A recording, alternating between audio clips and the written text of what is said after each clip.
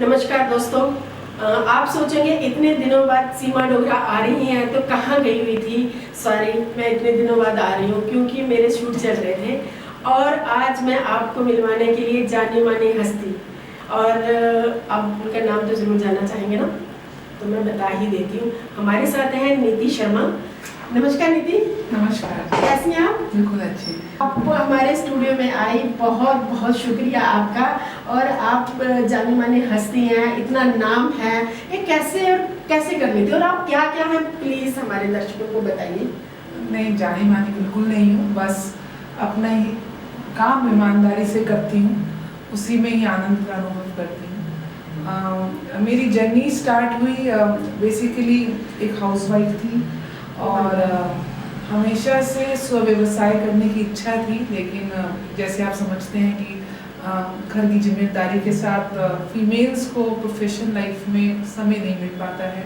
तो जब my kids happen, बच्चे हुए, तो ऐसा लगा कि कुछ करना है तो घर से ही कुछ करते हैं। तो मैंने जेम्स एंड ज्वेलरी का काम स्टार्ट किया शुरू में। जी।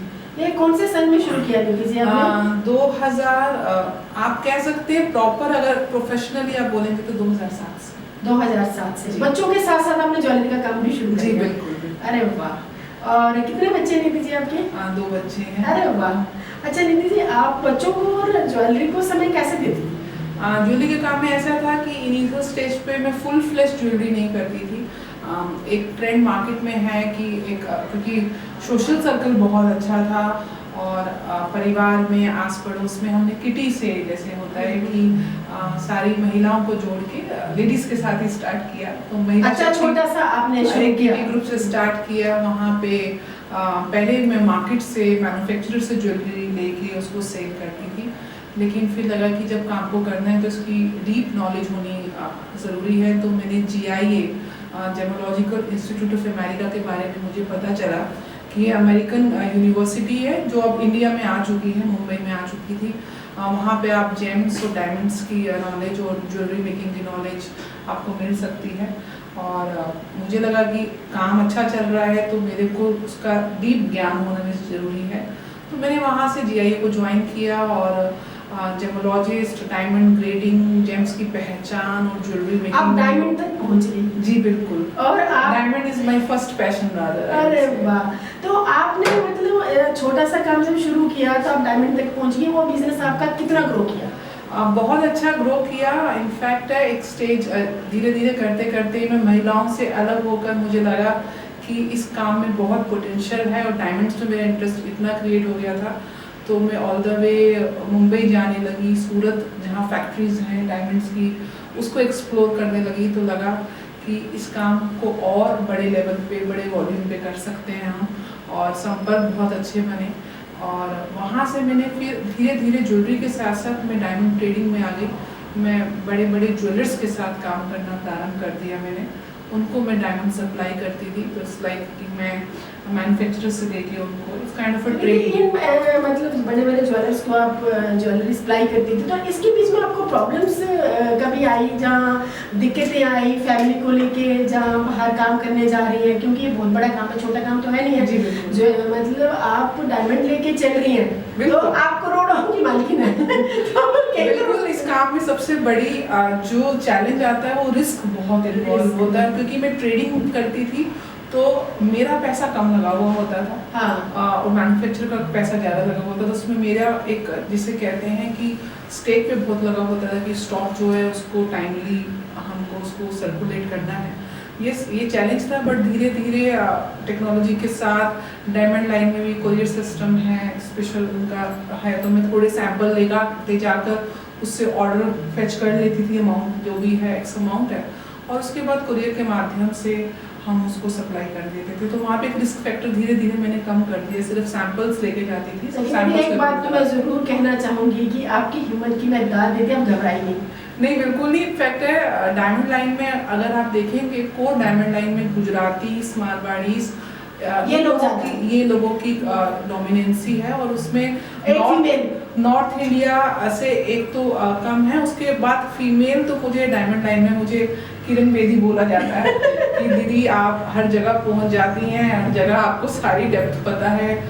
डायमंड्स और ज्वेलरी का रिलेटेड जितनी भी एग्जीबिशंस होती हैं, मैं नॉर्मली हर एग्जीबिशन विजिट करती हूँ, तो उसके माध्यम से काफ़ी अच्छे संपर्क बन गए और एक बहुत अच्छा नेटवर्क बिल्ड हो गया, जिससे मैं आगे ग्रो करती हुई। तो निधि, घर में जैसे अक्सर होता है, हर फीमेल के साथ होता है कि बहुत सारी फीमेल का मैंने इंटरव्यू लिया है कि जिनको मतलब जो ग्रो करने लगती हैं तो घर में कोई ना कोई ऐसे प्रॉब्लम्स क्रिएट कर देते हैं, सीधा फेस में वो कहेंगे नहीं कि तुम क्यों जा रही हो, नहीं कोई ना कोई प्रॉब्लम ऐसी क्रिएट हो जाएगी कि नहीं। अभी जब हम उस दुविधा के बीच में आप लोग जहाँ हम लोग फंस जाते हैं, तो आप फर्स्ट प्रायोरिटी किसको देती हैं? मेरे ऊपर ईश्वर की बड़ी कृपा रही, मेरे परिवार का पूर्ण रूप से सहयोग रहा। उनको पता था कि इसका पैशन है और at the end of the day I am making money और I am able to manage my kids and my work simultaneously. In fact बहुत ज़्यादा बिजनेस में तब इन्वॉल्व हुई जब मेरे बच्चे थोड़े बड़े हो गए, तो यहाँ पे मैं समझूंगी कि यहाँ ब्लेसिंग्स हैं। परिवार ने सपोर्ट किया है हमेशा और उसकी वजह से ही मैं यहाँ तक पहुँची हूँ। तो निधि जी, आपने डायमंड का काम अभी बंद कर दिया था, चल रहा है? नहीं, बिल्कुल चल रहा है। इसके साथ अभी आप, मैंने सुना क्या कर रही हैं, तो प्लीज बताइए। डायमंड और जेम्स करते करते एक आउट ऑफ क्यूरियोसिटी इंटरेस्ट हुआ एस्ट्रोलॉजी पढ़ने का। और जस्ट एज अ पैशन, एक क्यूरियोसिटी होती है हर एक की कि भविष्य में आगे क्या है। ये क्रेज आपको कहाँ से आया और क्यों और कैसे? मुझे लगता है क्रेज हम सब में है फ्यूचर को जानने का, और थोड़ा सा ऐसा लगा कि पढ़ने का शौक था मेरे को। अच्छा। और ऐसे ही एक सेमिनार अटेंड किया, मुझे बड़ा ही अट्रैक्टिव लगा और that seminar was more of a spiritual seminar, मतलब अध्यात्म उसका मूल बेस था और एस्ट्रोलॉजी एक पार्ट थी। बट वहाँ से मुझे लगा कि अध्यात्म को और समझने के लिए ज्योतिष भी एक बड़ा एक ऐसा रास्ता है जिसमें अध्यात्म को और अपने कर्मा को, बेसिकली अपने कर्म सिद्धांत को समझने के लिए ये ज्योतिष एक ऐसा माध्यम है जो आपको साइंटिफिकली भी आपको उसको रिलेट कर पाते हो आप वहाँ पे। तो एक जस्ट इंटरेस्ट ऐसा आया कि मैं उसकी एक किताब, 2 किताब मैं रात पढ़ने लगी। ज्योतिष मेरा पैशन के साथ साथ एक नशा, एडिक्शन हो गया। वो पढ़ती रहती थी। कहीं ऐसा नहीं था कि मुझे इसको प्रोफेशन में कन्वर्ट करना है, ऐसा नहीं था, ऐसा बिल्कुल भी विचार नहीं था। सिर्फ अपने को और इवॉल्व करने के लिए, अपने बारे में और जानने के लिए। और जब आसपास फ्रेंड्स सर्कल में, फैमिलीज में पता चला कि पढ़ रही है, तो लोग अपने चार्ट्स लाते थे, फिर उनको बताना, उनको हेल्प करना या अपना ही नॉलेज को चेक करना उनके चार्ट्स के माध्यम से कि मैं ग्रहों की चाल को सही पकड़ पा रही हूँ कि नहीं पकड़ पा रही हूँ। तो ऐसे करते करते और इंटरेस्ट डेवलप हो गया। अब इतना इंटरेस्ट डेवलप हो गया कि इट्स लाइक कि मैं वो उसका डायमंड के काम में जो मेरा ट्रैवलिंग पार्ट था वो मैंने कम कर दिया और यहाँ पे ज़्यादा काम आता था तो जाती थी, वरना मैं स्पेशली नहीं जाने, उसको रोक दिया मैंने। तो यहाँ पे मुझे इंटरेस्ट क्रिएट हो गया और इतना क्लाइंट डायमंड की लाइन में बना हुआ था कि मेरा काम चल रहा था, क्योंकि रिस्क बहुत इन्वॉल्व है और इसके साथ आपको या तो आप 100% करो, नहीं तो उतना फिर रिस्क लेके ना चलो। जब आप ज्योतिषी के काम में आई तो ऐसा पहला कौन सा काम जो सक्सेस हुआ और आपको बहुत खुशी मिली? देखिए, मैंने इसको प्रोफेशनली स्टार्ट, मैंने आपको जैसे बताया, नहीं किया। तो घर परिवार में जब लोग आते थे, उनको कुछ प्रेडिक्शन करते थे, उनको कुछ रेमेडीज बताते थे, तो ऐसे छोटे छोटे इवेंट्स बहुत हुए कि किसी को बताया, हाँ आपने जो बोला वो सच हुआ, आपने जो उपाय दी उससे हमको एकदम से फर्क पड़ा, हमने आपके अकॉर्डिंगली वास्तु उपाय करे, दूसरे दिन ही रिजल्ट आ गया, हमारी फंसी हुई पेमेंट आ गई। तो मुझे लगा कि, और फिर वो लोग अब मेरे को रेगुलर अप्रोच करने लग गए। अभी रेगुलर अप्रोच करने लगे तो ऑब्वियसली मुझे अपना टाइम डिवोट करना पड़ता था।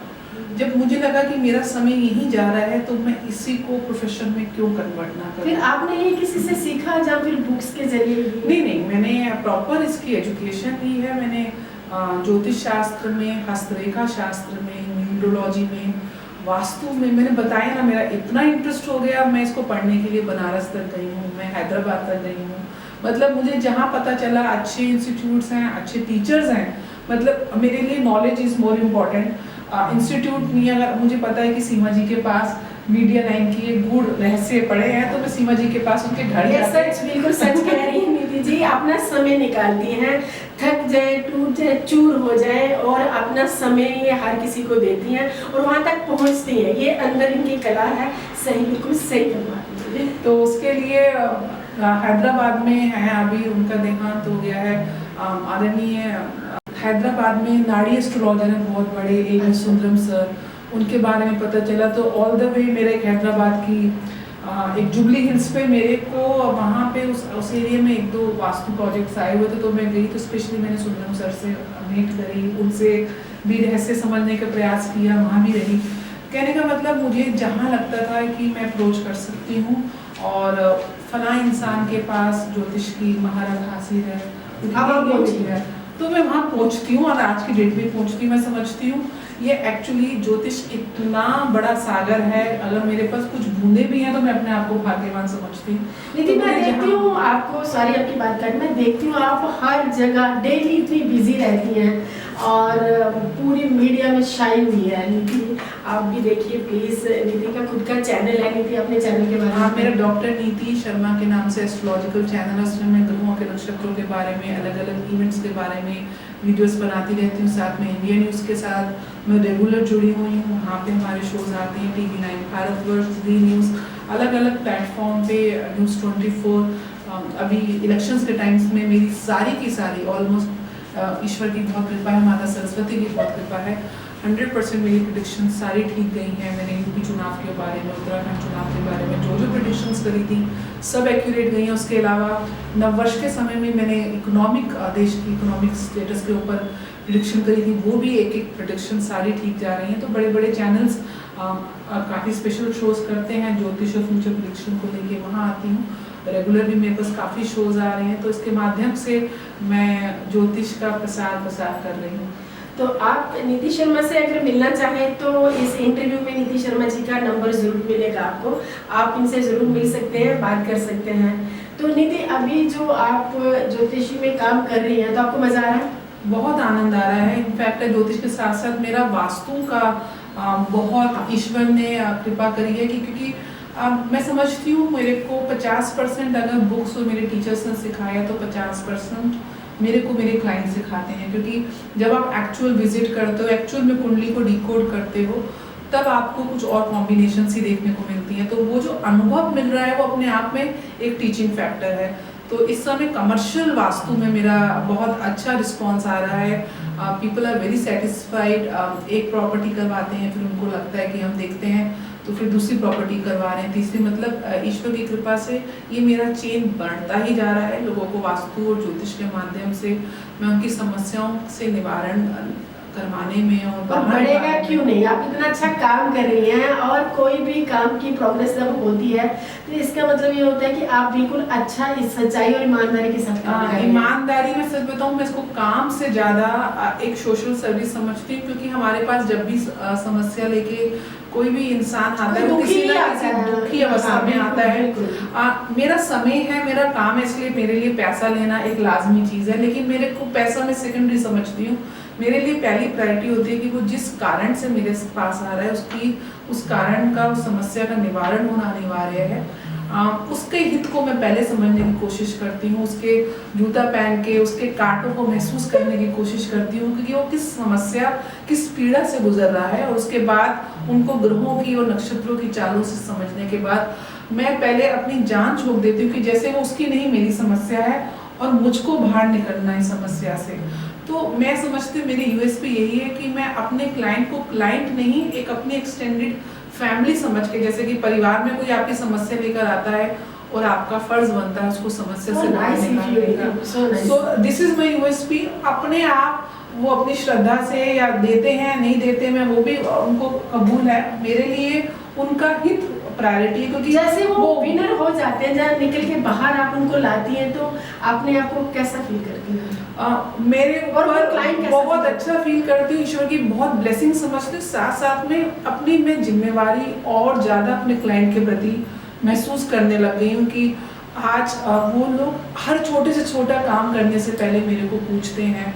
तो मेरे लिए वो जिम्मेवारी और बढ़ जाती है कि ये मेरे को एज ए गाइडिंग फोर्स लेके चल रहे हैं। तो मैं कहीं से भी बेस्ट ऑफ माई नॉलेज उनको अपनी सबसे बेस्ट गाइडेंस दे पाऊँ, ताकि वो उस समस्या से बाहर निकल पाएँ, और अगर उन्होंने मेरे पे निर्भर किया है तो मैं उनको सेटिस्फाई कर पाऊँ। गुड गुड दीदी। और इतना सब कुछ साथ साथ अभी बच्चे शायद आपके बड़े हो गए होंगे। जी, बच्चे बड़े हो गए हैं, इनफैक्ट बट मैं लगती नहीं हूँ। ऐसा कुछ नहीं है, बच्चे बड़े हो गए हैं, तो अब इसलिए उनकी अब उनको सिर्फ एक गाइडिंग एज ए पेरेंट मैं ज़्यादा दे पा रही हूँ, क्वालिटी टाइम ज़्यादा स्पेंड करती हूँ, क्वांटिटी टाइम नहीं दे पाती समय की उपलब्धता के साथ। साथ में बड़े बच्चे हैं तो उनकी भी क्लासेस हैं, वो भी half of the day they are busy with their stuff. तो यही है कि उनके साथ क्वालिटी टाइम स्पेंड करूँ, साथ में उनको सही मार्ग दिखाती रहूँ। आगे ईश्वर उनका आप खुद एक्सप्लोर करेंगे, जीवन को समझेंगे, उससे जो जितना जी आप दूसरों का इतना अच्छा कर रही हैं, और अब बच्चों को तो अपने आप अच्छा होना ही है। हाँ, नहीं, ये तो नो डाउट कि ऐसा नहीं होगा। ब्लेसिंग आपके साथ इतनी है कि पूछो मत। और सो नाइस इफ यू, आप इतनी अच्छी हैं, आपको खुद पता नहीं आप कितनी अच्छी हैं, आप दूसरों के लिए इतना अच्छा काम करती हैं। मैंने आपको काम करते हुए देखा है, और सामने वाला रो रहा होता है तो आपकी आंखों में भी आंसू निकलते हैं, मैंने अपनी आंखों से आपको देखा है। तो आपके बच्चों के लिए तो अच्छा होना ही है, चाहे 110%। और दीदी मैं ये कहना चाहूँगी कि अभी आप अपने बच्चों के मतलब क्या बनाना चाहती हैं अपने बच्चों को? आपकी दिली इच्छा माँ की होती है अच्छे इंसान बने, they should be kind hearted which they are, सबका रिस्पेक्ट करें, हिंदू संस्कृति सनातन संस्कृति का पूर्ण रूप से पालन करें। मैं बहुत अपने धर्म के साथ मेरी बहुत आस्था है, सनातन संस्कृति के साथ मेरी बहुत आस्था है।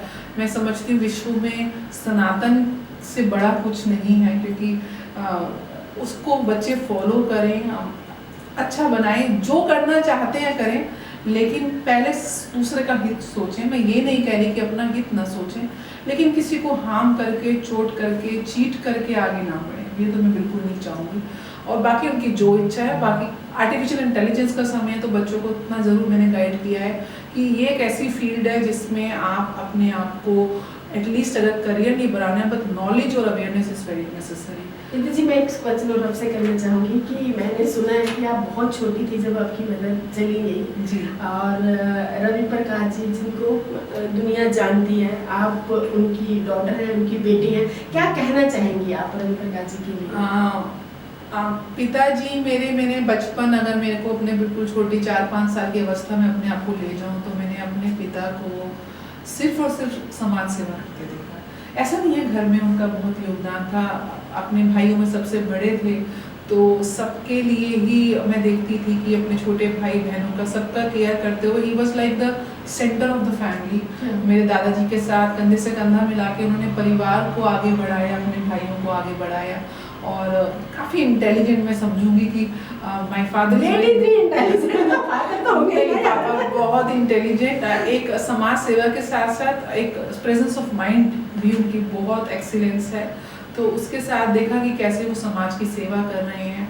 और माता जी बहुत छोटी एज थी मेरी, मैं टीन एज से गुजर रही थी जब डायग्नोज हुआ कि उनको हार्ट की बीमारी है। सो पता था कि ज़्यादा सांसें नहीं हैं, लेकिन उनसे ज़्यादा प्योर सोल मैंने आज तक जीवन में नहीं देखी। वो मेरे पिताजी जितने ही डायनामिक थे, मेरी माताजी उतनी ही ज़्यादा स्पिरिचुअल थी, उतनी ही ज़्यादा, वो भी काइंड हार्टेड, सबकी सेवा भाव किस किस्म का मैं नहीं बता सकती। उन्होंने कभी छोटा बड़ा नहीं देखा। हमारे घर से कभी कोई खाली पेट अगर किसी दोपहर ऑड आवर्स में भी आ गया तो मेरी माँ ने बीमारी की हालत में भी सब्जी दोबारा बनानी है तो चपाती दोबारा बनानी है, सर्वेंट्स नहीं भी हैं।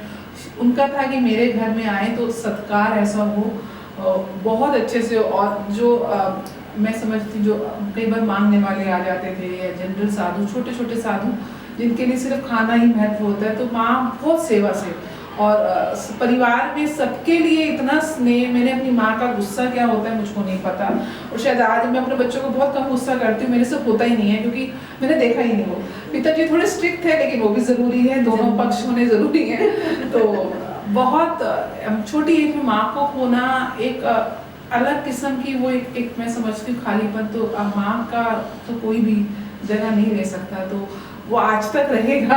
तो यही आशा करेंगे कि अगले जन्म में वो ही आए और पूरे हमारे साथ रहें।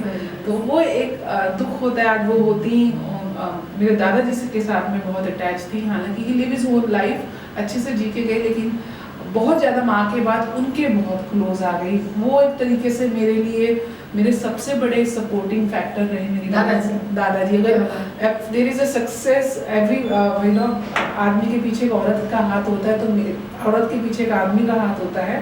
तो मेरी सक्सेस के पीछे, और इनफैक्ट मैं जीवन में कुछ भी अपना अचीव करूँगी तो वो सबसे पहले जो पुरुष हैं जिसका मेरी सक्सेस के पीछे हाथ है वो मेरे दादाजी हैं। अरे सर, तो आज अभी भी लगता है कि वो वही मेरे साथ है, वही कर रहे हैं। मैं तो सिर्फ निमित्त मात्र हूँ, वही करवा रहे हैं, वही समाज सेवा करवा रहे हैं, वही नाम करवा रहे हैं और वही मेरा ख्याल रख रहे हैं। नाइस निधि, आप अपने पुरखों का इतना मान सम्मान और ये सब सत्कार करना, ये आप क्यों नहीं, बच्चों को अच्छे संस्कार मिलेंगे। अभी तक दादाजी को लेके, फादर को लेके, मदर को लेके इतना प्यार उनके अंदर भरा पड़ा है, कैसे फूट फूट के निकल रहा है। तो निधि जी, मैं ये कहना चाहूँगी कि जो हमारी फीमेल्स हैं इतना काम कर रही हैं और बहुत दुख की घड़ियों से गुजरती हैं और साथ में वर्क भी करती हैं, आप उनके लिए क्या मैसेज देंगे? देखिए, मैंने जैसे बोला सनातन संस्कृति, आप अगर हमारे शास्त्र पढ़े, इसलिए सनातन संस्कृति को समझना बहुत ज़रूरी है। जब आप दुर्गा सप्तशती पढ़ते हैं, जब चारों तरफ से देवता हार जाते हैं तो दुर्गा माँ को अपनी शक्तियाँ देके वही आगे देवताओं दानवों को मारती हैं, राक्षसों को मारती हैं, उन्हीं के पास पावर है। आपको ईश्वर ने शारीरिक रूप से मान सकती हूँ थोड़ा कमज़ोर बनाया हुआ होगा, लेकिन आपकी जो मानसिक बल है उसका कोई तोड़ नहीं है। मैं समझती हूँ एक महिला हर एडवर्स सिचुएशन में जितना अच्छा परफॉर्म करती है उतने पुरुष नहीं कर सकते। इमोशनली बहुत स्ट्रांग होती हैं, लोगों को जोड़ना बहुत अच्छा जानती हैं। सबसे बात है उनको, उनकी जो टॉलरेंस पावर है, पेशेंस बहुत स्ट्रांग होती है।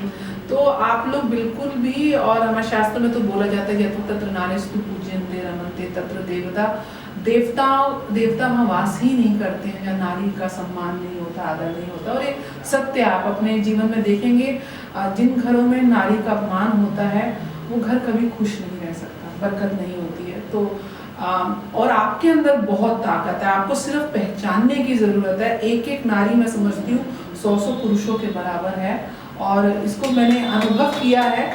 वो चाहे तो क्या नहीं कर सकती। एक शक्तिशाली पुरुष भी जब टूटा हुआ होता है ना, तो उसको केवल एक माँ या एक पत्नी या एक बहन आके सारा संभालती है।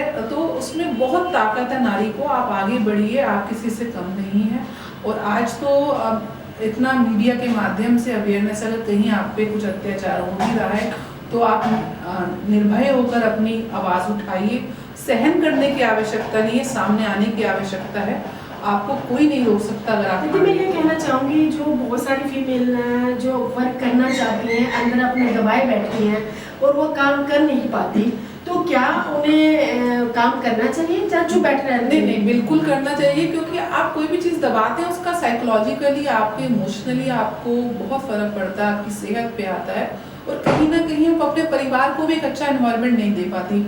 अगर आप खुश हैं, आप सेटिस्फाइड हैं, तो आप अपने परिवार को अपना बेस्ट आउटपुट दे सकती हैं। वहीं अगर आप खुद ही कुंठित हैं, खुद ही दुविधा में, खुद ही परेशानी डिप्रेशन से गुजर रही हैं, तो वही आप परिवार को देंगी। तो ये चीज़ परिवार वालों को भी समझना चाहिए कि हम अपने घर की महिलाओं को उनके इच्छा अनुसार जीवन जीने दें। राइट, बिल्कुल, है ना, जो मतलब बैलेंस करके चले परिवार को और प्रोफेशनल लाइफ को। महिलाएं तो बहुत इजीली मल्टीटास्किंग हैं। आपने माता की भी छवि देखी होगी, तो अष्टभुजाधारी हैं। एक में अगर कमल है तो दूसरे में त्रिशूल है। दुर्गा का भी आप रूप है, अन्नपूर्णा का भी आप रूप है, लक्ष्मी का भी आप रूप है, सरस्वती का भी आप ही रूप है, काली का भी आप ही रूप है। तो सारे रूप आप में समाहित है। सबको संतुलन करने की आवश्यकता है। पूरी हर जगह जी बिल्कुल, संतुलन करके आप चलेंगे। आप महिलाएं तो बहुत अच्छा परफॉर्म कर रही हैं। आप देखिए ना, आज की डेट में अंतरिक्ष तक महिलाएं पहुंची हुई हैं, खेल के मैदान में महिलाएं हैं, राजनीति में महिलाएं हैं। इस समय तो मोदी जी के कार्यकाल में सबसे मिनिस्टर्स भी महिलाएं हैं। तो बहुत ही एक्सीलेंस परफॉर्मेंस देती हैं महिलाएं। बहुत अच्छे लोगों को इंटेलेक्चुअली भी समझ पाती हैं, तो इमोशनली भी समझ पाती हैं। तो बहुत अच्छा एग्जीक्यूशन होता है, मैं समझती हूँ, महिलाओं का किसी भी फील्ड में। आप आगे बढ़िए और बैलेंस करके चलिए, बहुत अच्छा आपका जीवन खुशमय रहेगा। Thank you Nidhi, thank you so much. इतनी अच्छी अच्छी बातें निधि ने सिखाई, सुनाई हम सबको।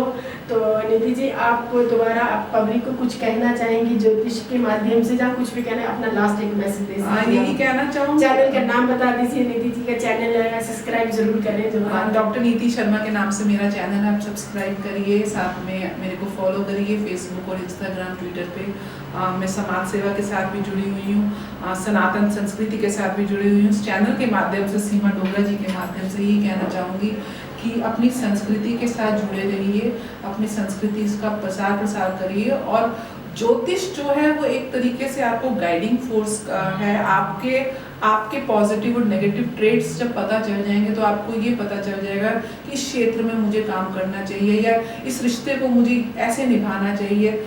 हमारे जैसे कि हम चार्ट्स मिलाते हैं, शादी के लिए मिलाते हैं, तो हस्बैंड वाइफ के चार्ट में हस्बैंड क्या चाह रहा है या वाइफ क्या चाह रही है वो आप डिलीवर नहीं कर पा रहे हैं, तो ज्योतिष के माध्यम से आपको उस चीज़ का भी ज्ञान हो जाता है। फिर दशाएं, अंतरदशाएं जब अच्छी या बुरी चलती हैं, उस समय आपको कैसे आचरण करना चाहिए, क्या क्या उपाय करने चाहिए, आपको बहुत रिलीफ मिलता है। परचेज करनी है, इन्वेस्टमेंट्स करनी है, कब करनी है, और सही टाइम पे सही मुहूर्त पे आप करते हैं तो वही चीज़ ज़्यादा अच्छे रिजल्ट्स देती है।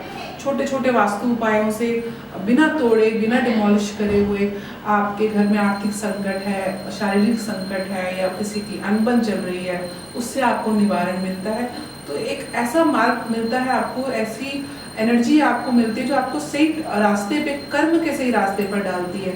ज्योतिष के माध्यम से हम जो उपाय भी कराते हैं, अगर आप देखें तो पूजा अनुष्ठान करवाते हैं, गाय को भोजन करवाते हैं जिनको हम माता मानते हैं, सभी देवी देवताओं का वास गाय में माना जाता है, पक्षियों को भोजन करवाते हैं, पेड़ों को सींचते हैं, पीपल की सेवा करवाते हैं। पीपल एक ऐसा पेड़ है जो 24 घंटे आपको ऑक्सीजन देता है।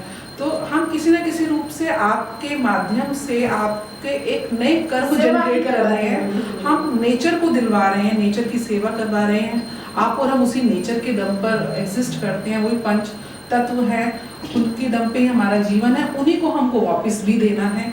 तो जब आप अच्छी चीज़ देंगे अपने नेचर को, अपने संसार को, गरीबों की सेवा करेंगे, तो ईश्वर आपके कर्म को देखेगा कि आप अच्छे कर्म कर रहे हैं, उसका आपको अच्छा फल मिलेगा ही मिलेगा।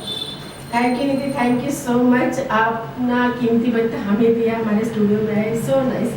Thank you so much. Thank you.